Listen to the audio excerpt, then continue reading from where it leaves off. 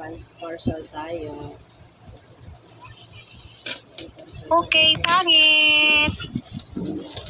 Ano, ang bilis lang yung dumating ka. Ito lang ito in-order na dumating agad. Paninda to guys, dagdag dito again.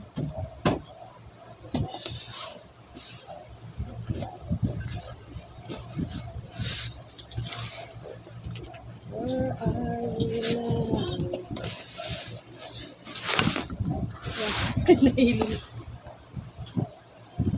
May mga tindahan. May mga tindahan.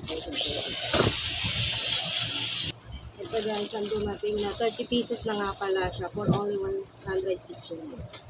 Pwede siyang ibenta ng 8 pesos. Tapos may free pala siya nito. Kaya ilalagay ko na lang sa comment section ng link kung saan ito pwede nyo i-order. Sa mga tindahan pwede ito.